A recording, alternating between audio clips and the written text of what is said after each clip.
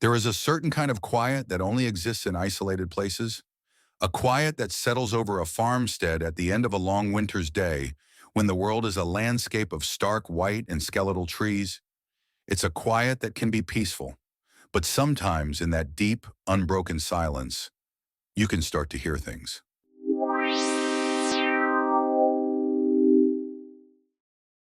The creak of a floorboard upstairs, the whisper of the wind through a crack in the wall, the sound of footsteps in a place where no one should be walking. This story begins with a sound. In the winter of 1922, on a remote Bavarian farmstead known as Hinterkaifeck, a family began to hear something that didn't belong, and it would be the prelude to one of the most terrifying and hopelessly unsolved crimes in German history. This isn't just a story about a murder. It's a story about a presence, about the chilling idea that the monster you should fear isn't the one at the door, but the one that's already living inside your house. Hinterkaifeck was cut off from the world, a self-contained little kingdom of barns and fields.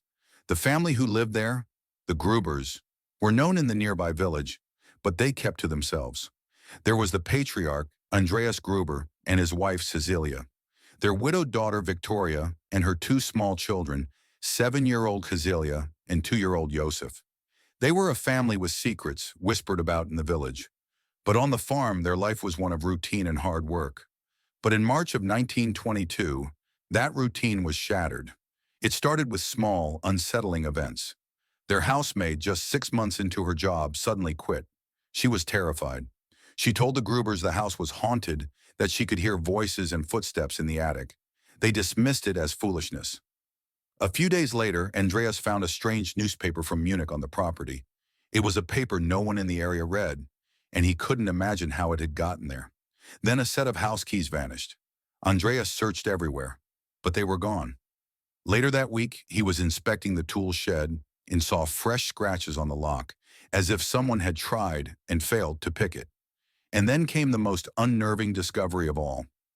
After a fresh snowfall, Andreas found a single set of footprints in the snow. They led out of the dense forest, across the fields, and directly to the farmhouse.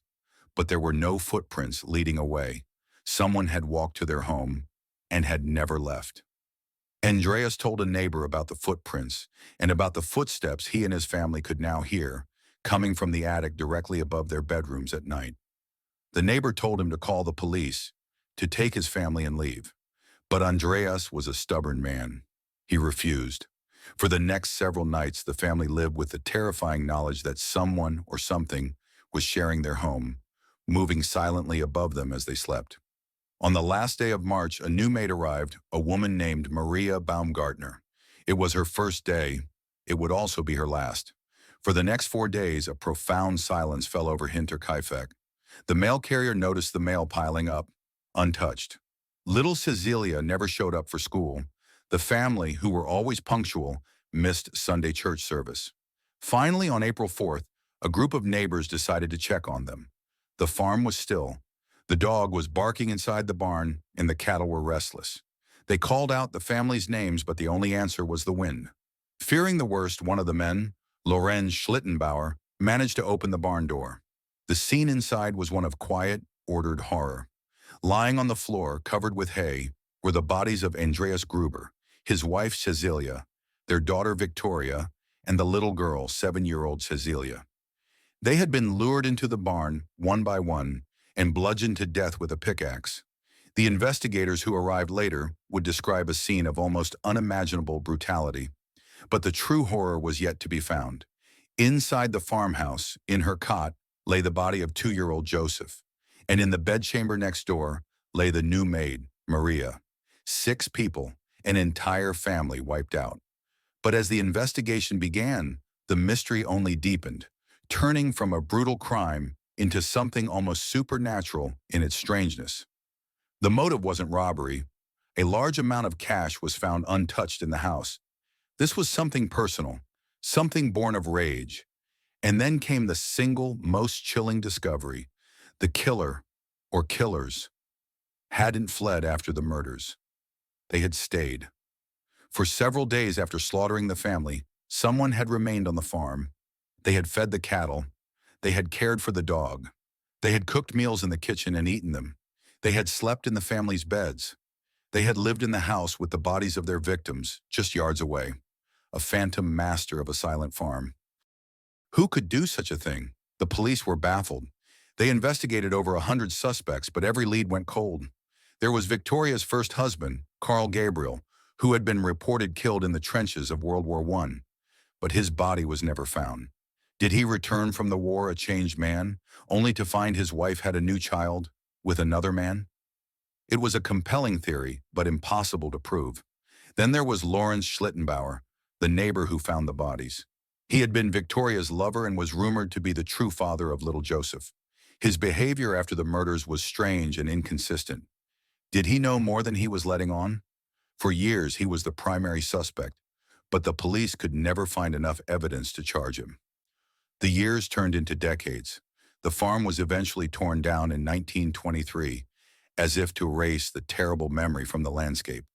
The bodies of the victims were autopsied, but their skulls were sent to Munich for further examination and were lost during the chaos of World War II.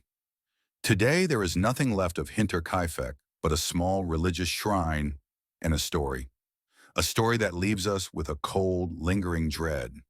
Because the real horror of Hinterkaifeck isn't just the unsolved nature of the crime, it's the psychology of the killer. It's the thought of a family hearing those footsteps, night after night, feeling a sense of dread seeping into their home. It's the image of a killer who doesn't just commit an act of violence and flee, but who lingers, one who moves from being an intruder to the inhabitant, calmly going about the daily chores of the people he has just destroyed. It speaks to a kind of evil that is patient, that is comfortable with its own darkness, an evil that doesn't just want to take a life, but to occupy it. The case is officially closed, a relic of a time long past. But the questions remain, hanging in the cold Bavarian air. Who was the man who walked out of the forest and never walked back? What rage did he carry with him? And what did the Gruber family hear in those final, terrifying nights, as the ghost of their own deaths gathered in the attic above their heads? The story of Hinterkaifeck reminds us that some mysteries are so dark, they may never be solved, and some silences are never truly broken. Now I'd love to hear your thoughts. What part of this story stays with you the most? Is it the footsteps in the attic, the missing keys, or the fact that the killer stayed behind? Let me know in the comments below.